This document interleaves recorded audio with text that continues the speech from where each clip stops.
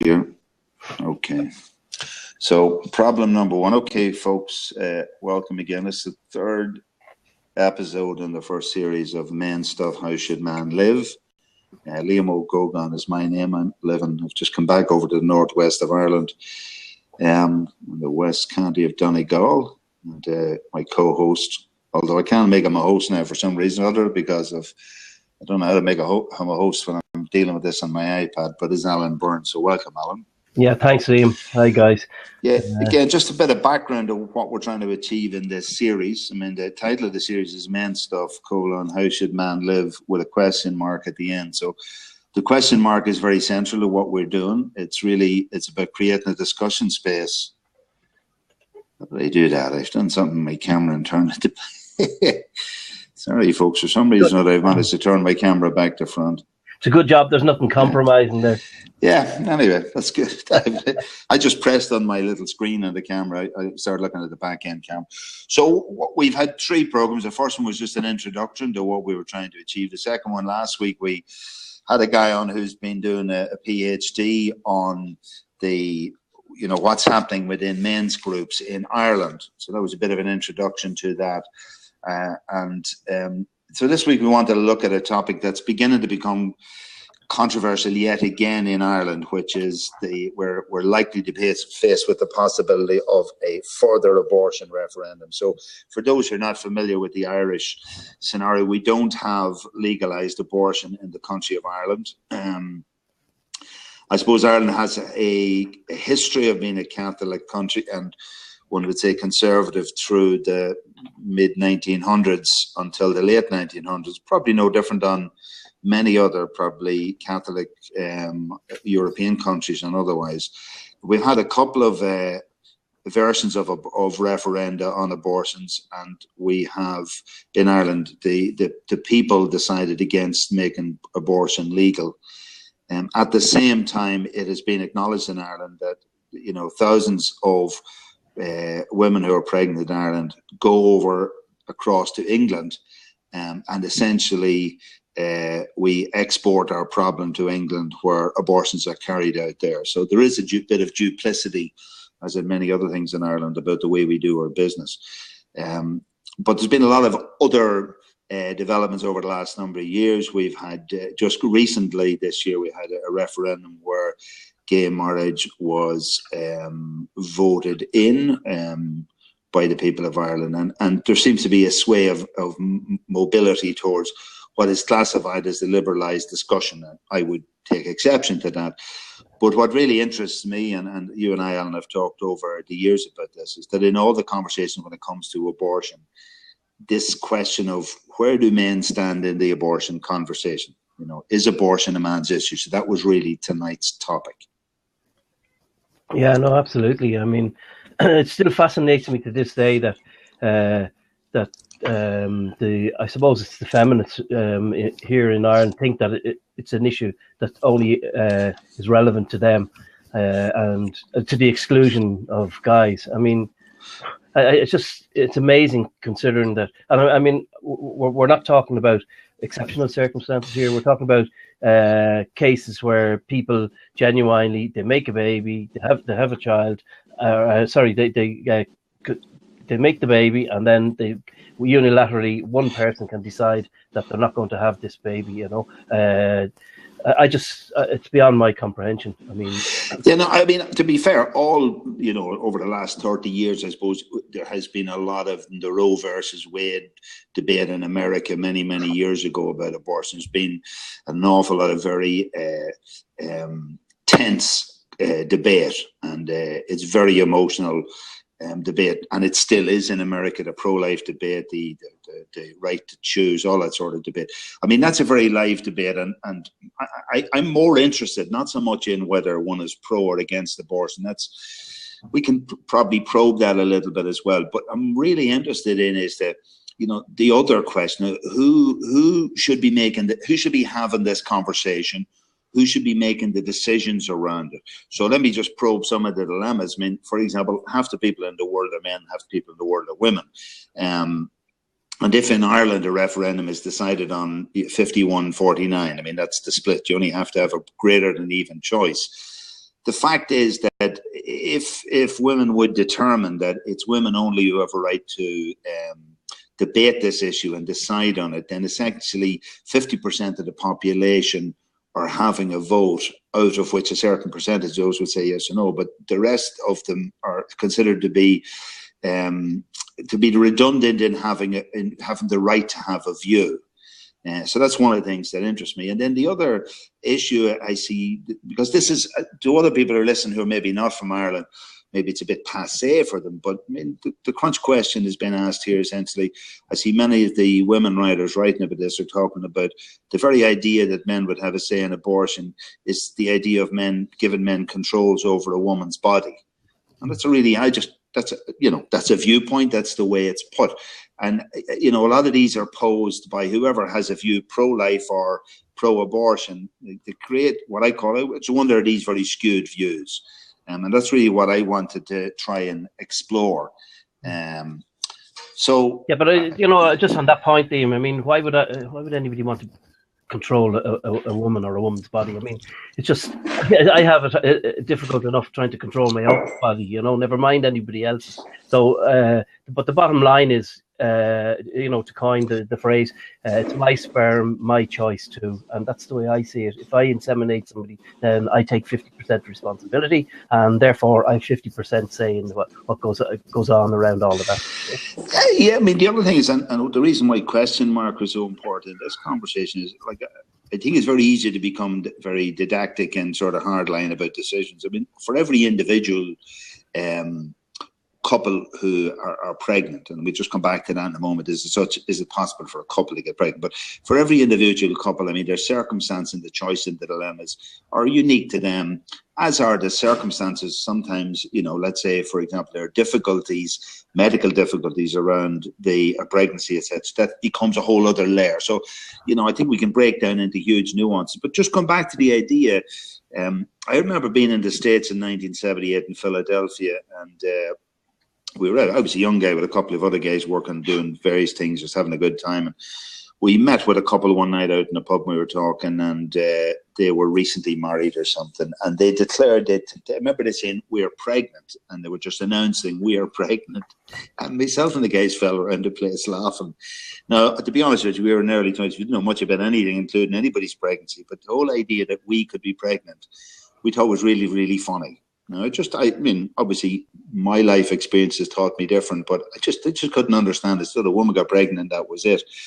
And subsequently, having had 2 children, and having become much more aware of my realities as a result of relationship breakdown and the struggle to be an equal parent in their lives, I became to understand the symbolism that's around "we are pregnant," in that the pregnancy is something that's established essentially by, it's still, in the main, requires in a man, a woman to create a pregnancy. No, it's still, technically it still requires a male and a female sperm, a male sperm and a female ova, but they may not necessarily come from a couple who are together. I mean, there's so many variations in vitro fertilization, and almost where maybe if not extra uterus reproduction, it's basically the fact that you can have a child in another person's womb. Yeah, but these are all, they are complex, and they're all extreme. So we're talking about, I mean, I think that, to be fair, the conversations should start around just normal crisis pregnancies, for example. Yeah, not with no extremes. I mean, the extremes, look at people, women getting raped, stuff like that, incest, all of that, they're extreme. So, but we're not, it's easy to divert the conversation out that way and make, what did they say? Bad law makes bad. Yeah, well, hard cases make bad law. You're right, Jan. So I agree. I think we should just say, look at ordinary, Mary and Paddy, and they meet up and they have sex, and a baby emerges. And it's really at that point then, so let's say a pregnancy is announced. The question is, let's say, does Mary, does she want to continue with the pregnancy and have a child? Does Paddy want to does he want to continue the pregnancy and have a child? If that's the case, then everything is fine. So what happens when one of them or both of them decide that they don't want, or they want to terminate this pregnancy. I suppose the question is, are they equally empowered to have a say in that decision? Is it right that Paddy should say to Mary, look, I don't want to have a child at this point in my life or whatever. It doesn't mean I don't want to be with you or whatever, but I don't want this child for whatever reason. Should it require the continued approval of both of the creators of this pregnancy for that pregnancy to continue? I suppose that's what I'm wondering.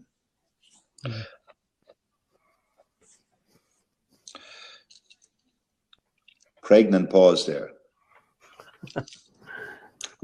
No, but I mean, I know in Scotland a couple of years ago, some guy wanted to halt a pregnancy.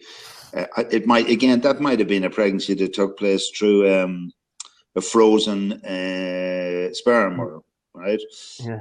And that, that often happens. And he didn't want this. Maybe at that stage, a couple were no longer together, and he didn't want that pregnancy to continue.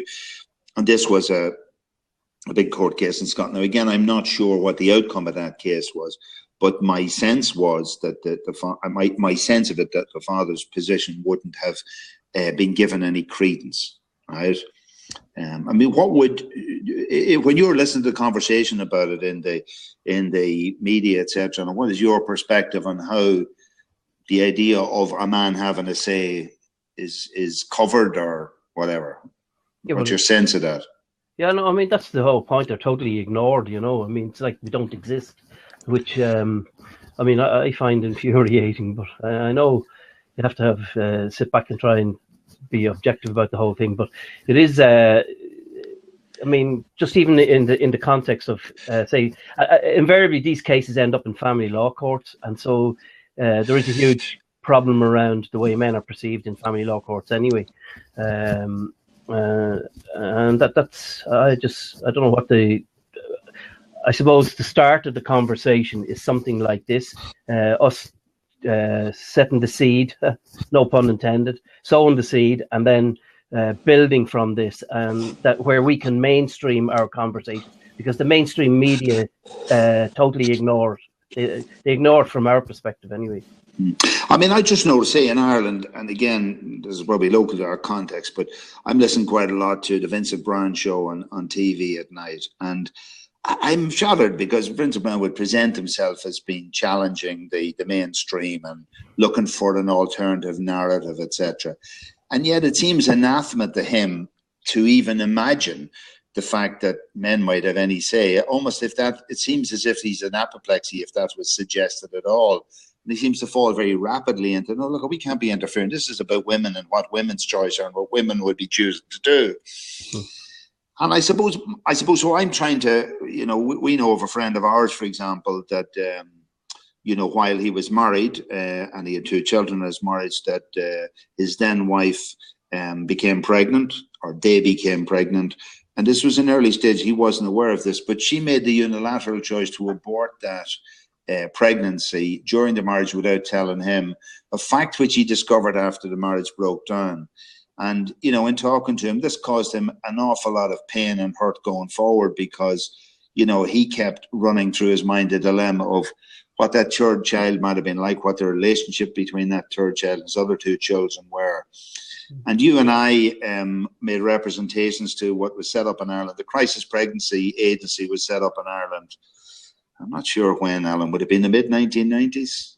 Early 1990s, yeah. Early 1990s. And yeah, I mean, I think actually it came in Ireland after the last abortion referendum. And it was one of the governmental responses to say, well, we know we have a major problem with abortions where people are, pregnant women are going to England to get abortions. So they set up the idea that crisis pregnancy, that would at least give people, try and give them information and advice around their options and all of those sort of things. And I had this concept of positive options, which was trying to promote the idea of giving the women concerned the support to know that if they carried through a pregnancy, that they would get financial support from the state and all that sort of stuff.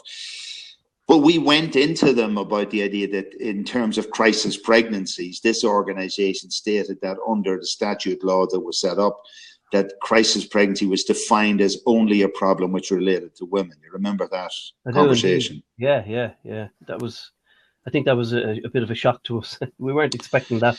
Yeah, I mean, and of course, this happened in Ireland very much within the context of, I think it was 1995, the Equal Status Act, and everybody was into equality audits, and we were all going to get equality and everything else. And yet, this organisation, which was set up in the same time frame, when we mentioned the inequity of the fact that the difficulties, the traumas, the dilemmas that might be experienced by men going through in the pregnancy period, it was just nothing to do with us. Yeah, but again,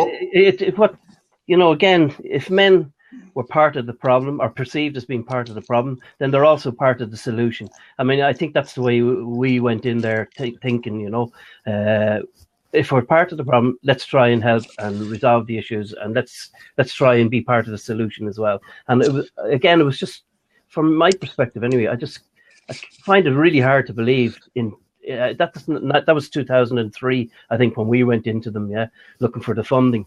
Right. But it hasn't changed in 12 years. No, but specifically on that occasion, when we brought to them a particular case where an individual was suffering from post-traumatic stress, I mean, this is not a Mickey-uppy thing. This is real post-traumatic stress that carried through failure, lack of resolution in his life, that he needed support and help with, that we were basically just written off the board, sorry, nothing to do with us. So what I'm saying is that's a sort of statutory response to the fact that men were certainly not considered as having even a personal dilemma or a need for personal support around the decision making around about abortion. And I suppose what comes, as you said, comes to me, if I'm expected to, be part of the solution in any situation on an ongoing basis, then surely my needs, my perspectives, my views on the situation have to be taken on board, rather than, just a single sex evaluation of what's going on. Being told, no, we need your sperm, but once we have capture of your sperm, we make whatever decisions we want. And then in the event that a child is born, the man is then regarded as legally liable for the care of this child, whether he has or has not wanted this to happen. Yeah, no, absolutely. I mean, it's a catch-22 situation as well, but it's a typical situation of trying to make men responsible without giving them any rights or authority over the decision making, but they still want to make them responsible, and it just doesn't work that way. It's never going to work that way. Yeah, I mean, you said something there a few minutes ago about not having any desire to have control over a woman's body, and you see, I question that the way that question is posed itself is a distraction from what's real. I mean, if, for example, I'm in a situation where I have created a pregnancy with another person, then the point is, let's just hold it to myself and that other person in terms of what our ideas are going forward. And, if a child is born, see, my natural status is to believe that if a man and a woman have a child, that they're both equally responsible for that child, and that they must equally be supported in carrying out their responsibilities. So, like, mentally, I live in that space. A guy has a kid. Look at Guy. The kid didn't ask to come into the world. The kid didn't ask for any of this. So, it's up to you to put your boots on and deliver services, support, care, love, and all the rest of this child for a period until they're able to look after themselves. Now, when I was growing up, it was, you got the key at the door when you're 21. You can vote at 18 years of age. And yeah, a lot of kids in their mid-teens are quite precocious and think they can run their own lives, except when it comes to paying their bills. But I think for me, I take it as a natural responsibility as a man that if you create a child, then, you're there for the duration. Whether you're there with that particular woman in the situation, that is a separate matter. But if that were, see, I'm not even sure if that premise is accepted by society, this idea of shared parenting. I mean, I think you and I would both agree over the last number of years, Alan, that things aren't much better in that arena, yeah?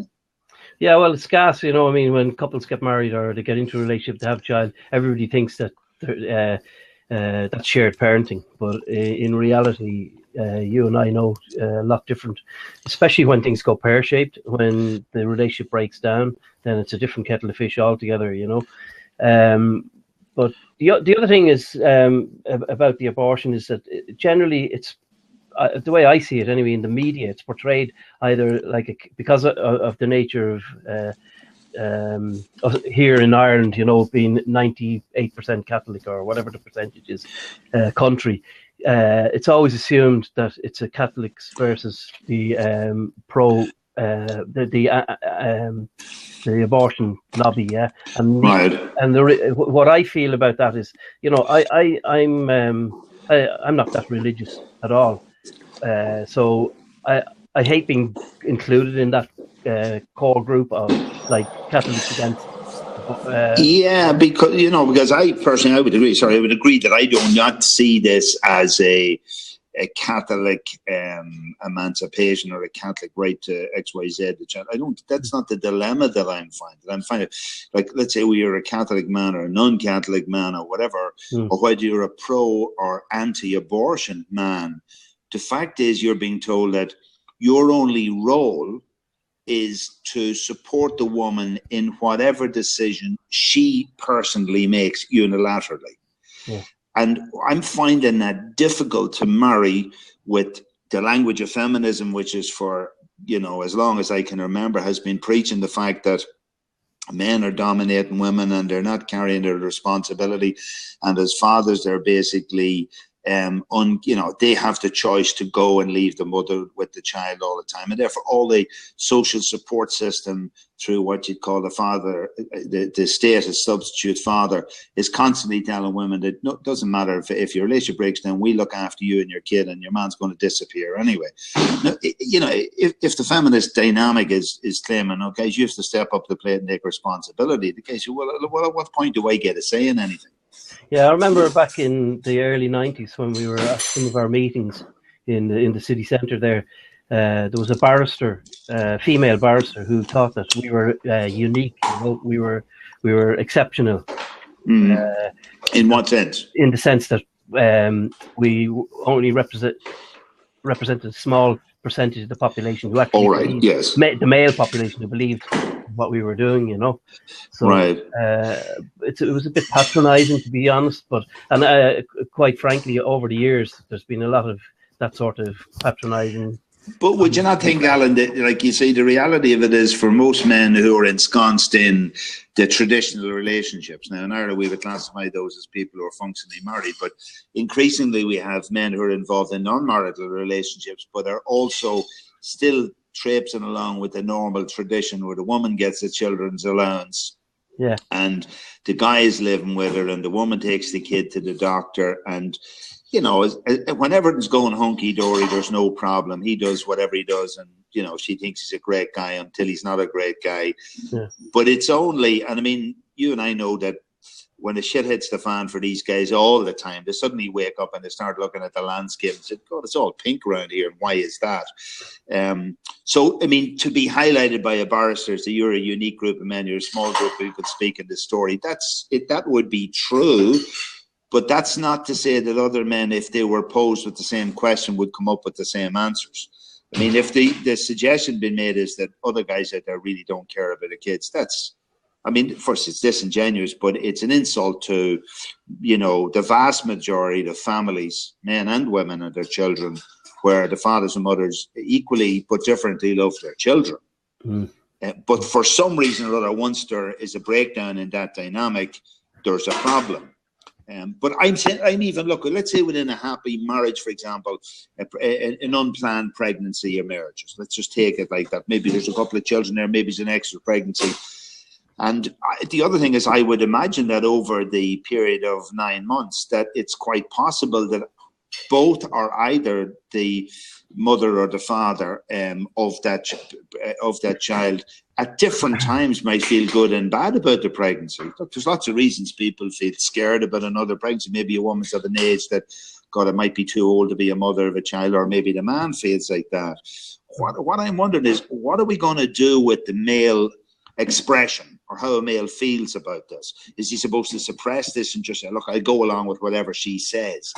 And whose cause is really being served by telling that untruth, by suppressing the male experience? I mean, if you tell a guy, look, you could have no say in this, in the event of the pregnancy going ahead or something, in future life, can he look back and say, look, I didn't want this child in the first place? Can he use that excuse?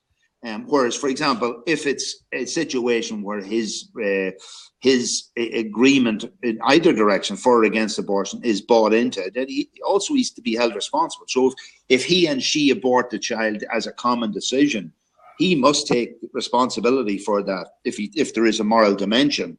And if they both bring the child to delivery, again, there's no question they can't turn around and say, I'm not responsible for this child. You know? Just, I don't know whether you noticed on the commentary there, Dr. Brown Bear, I think it's Pat B, has just made one or two comments, you know, like... Yeah, I can't see them, by the way. So. All right, yeah. You know, the other side, the women having their cake and eating it.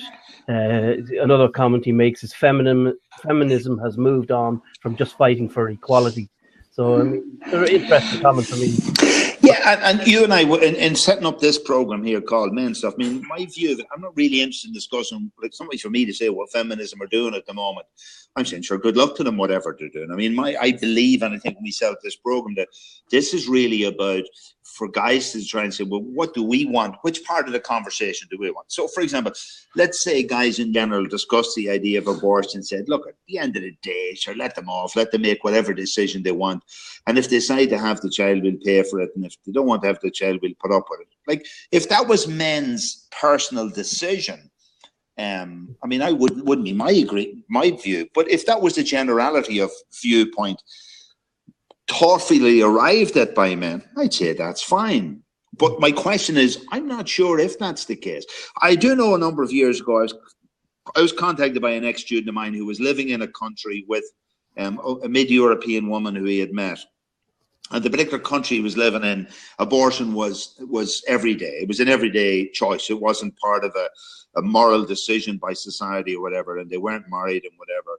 And I actually remember him sending me a scan from showing the child in the embryonic state. And they were going through this dilemma between them about whether they would abort or not. And the fact that they weren't sort of captured by the moral dilemmas that would exist in Ireland, which it wasn't legal within the country, or that there was a moral sort of pressure on them from their list. And that didn't exist in that scenario. Mm-hmm. But I remember I would have had a lot of conversation with them. They actually went ahead and had that child, and they lived together for a number of years. And only in the last couple of years have they separated. But, you know, maybe this kid is 10, 12 years of age or something. But I just thought it was real interesting.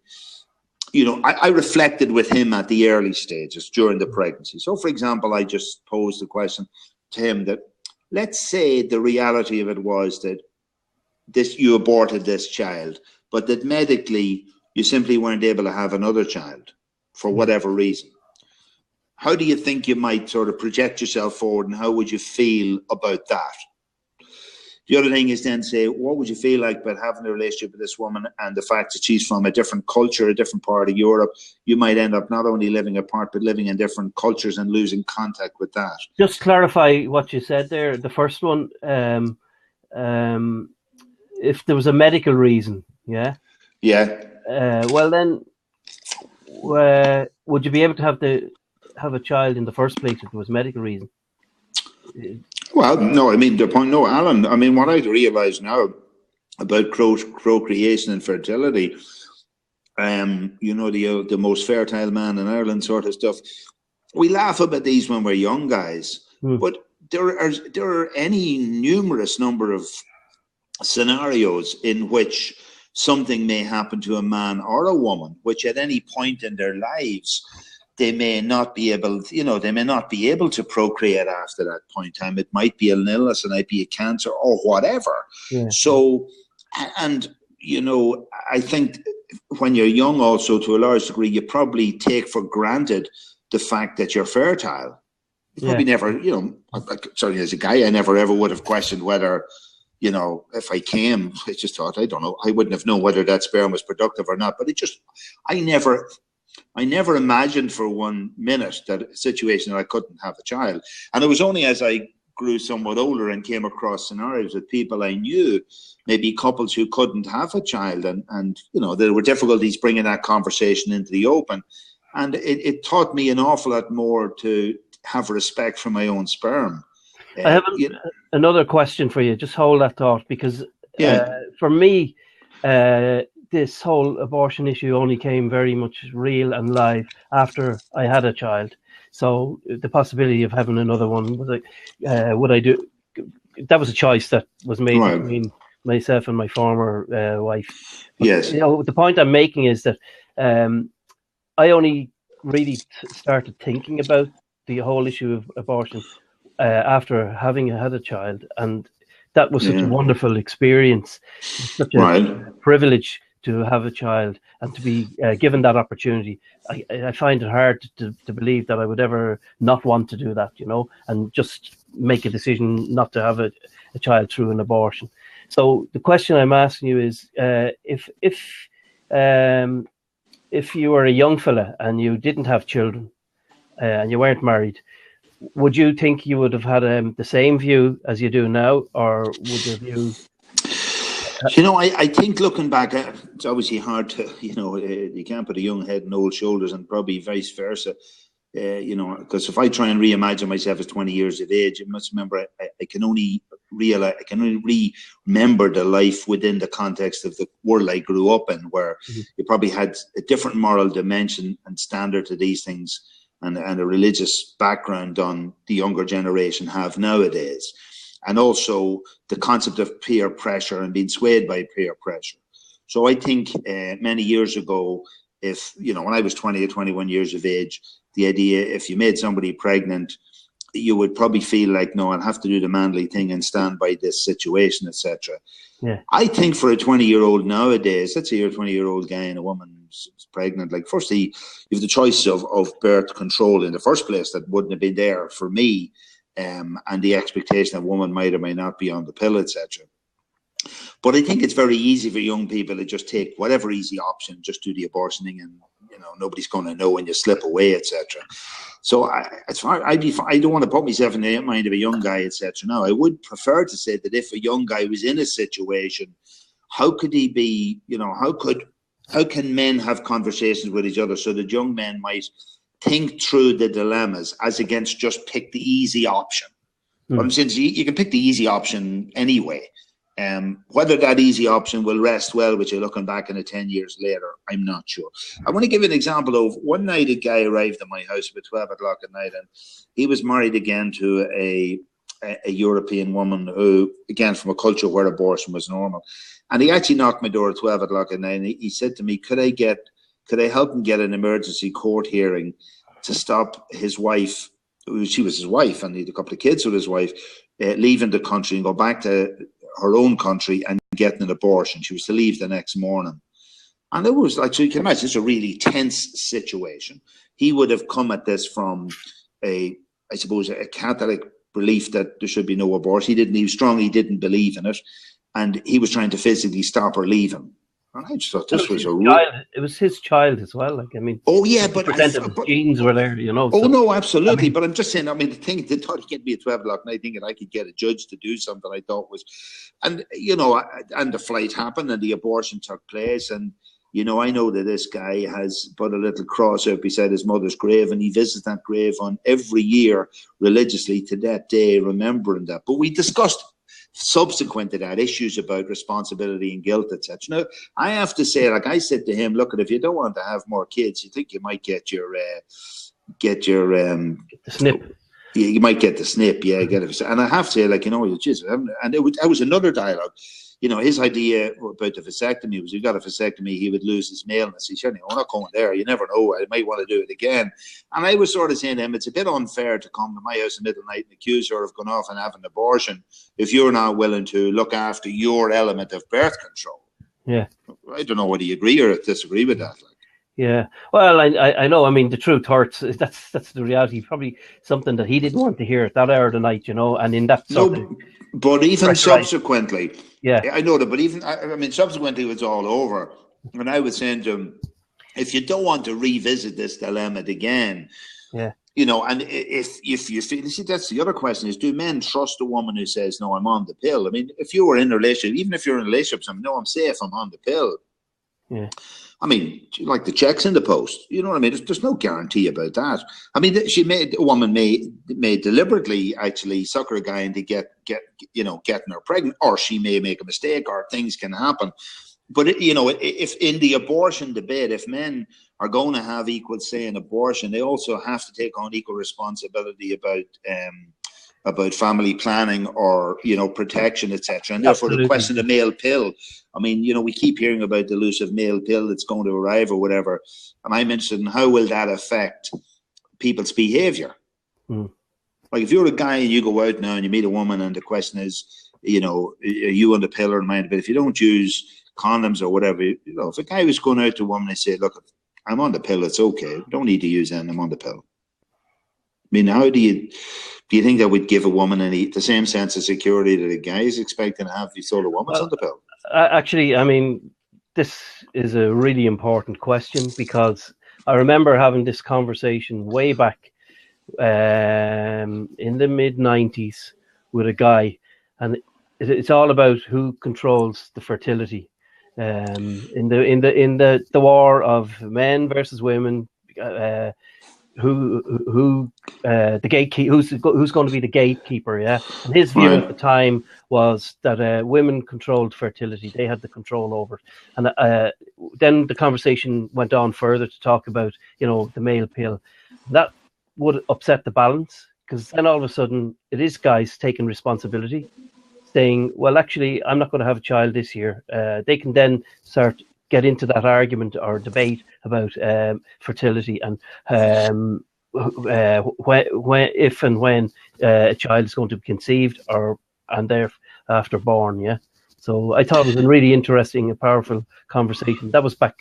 That's nearly 20 years ago now that we had that conversation. Yeah, just welcome, Annalise. You put in a war question. I'm not sure.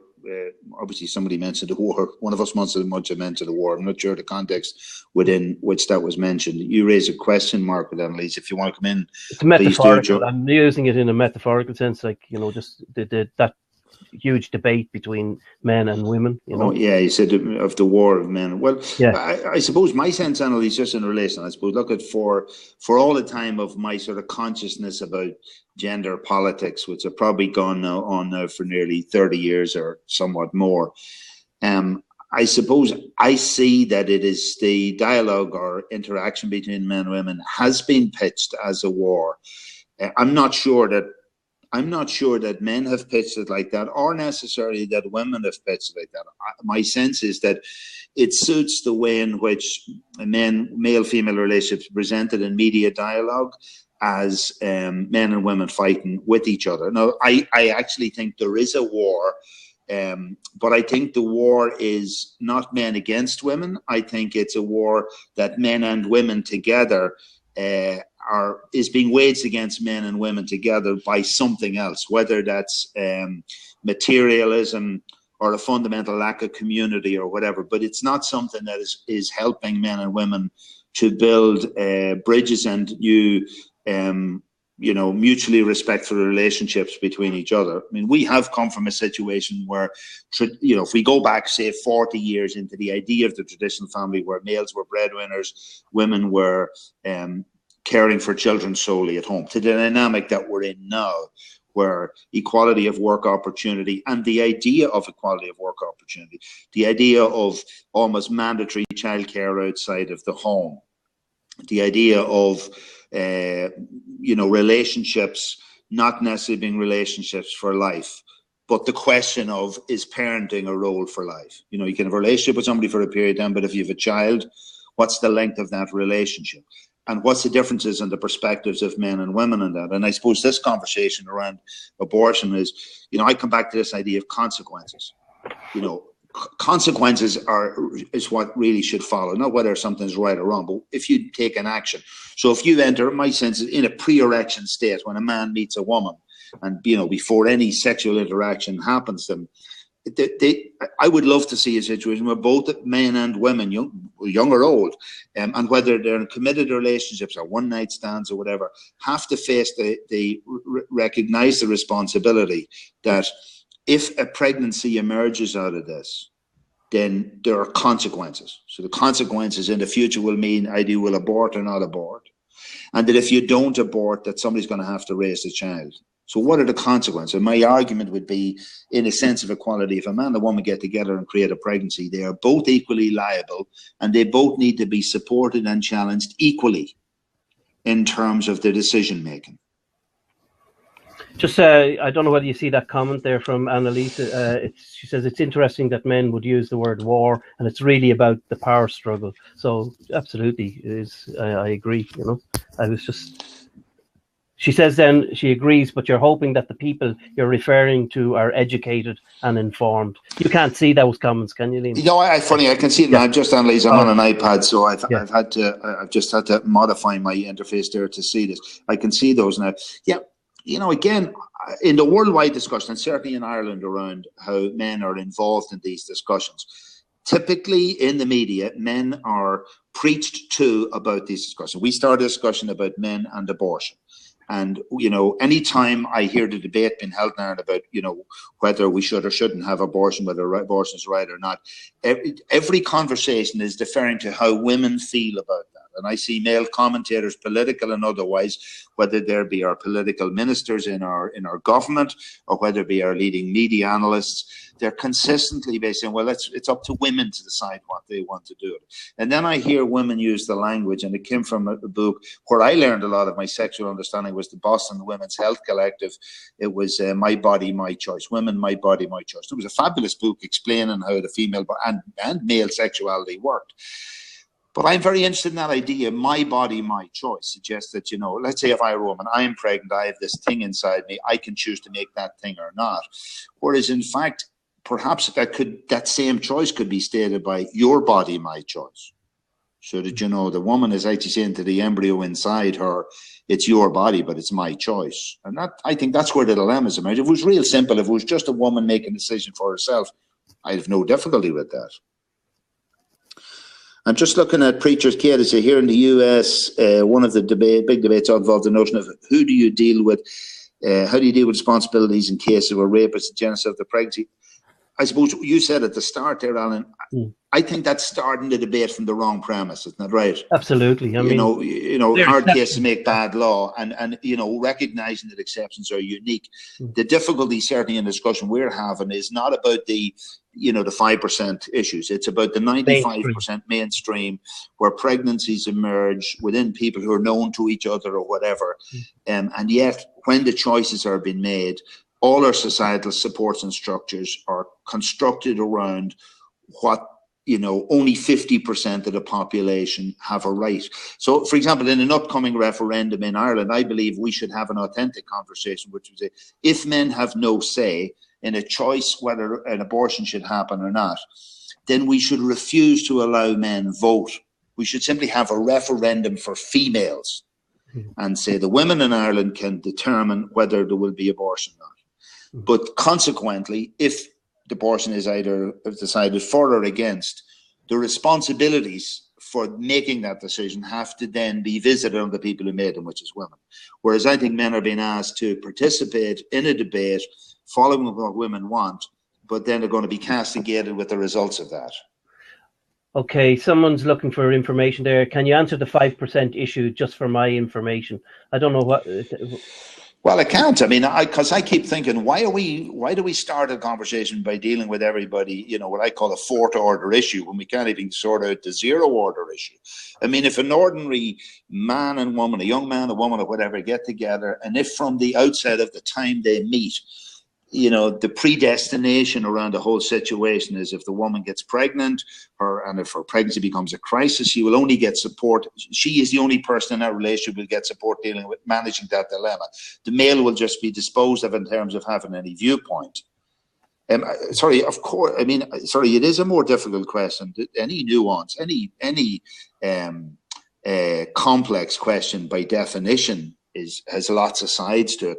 But that's what I'm saying. But surely we should at least concentrate on some more basic ones, because we can't even get them right. Like, for example, if men have no right say in abortion, full stop, it doesn't really matter if it's a complex abortion or not. I mean, I'm talking about two people together making a choice. You know, do we continue this pregnancy or not? Who's the right to have that say? If a man says, I don't want to continue that pregnancy, and the woman says, I do, should that man carry responsibility if that child is born for looking after that child? And if we don't allow the man to have a say, why are we castigating men in society saying they don't care about the kids? You know, you're not giving them the equal right.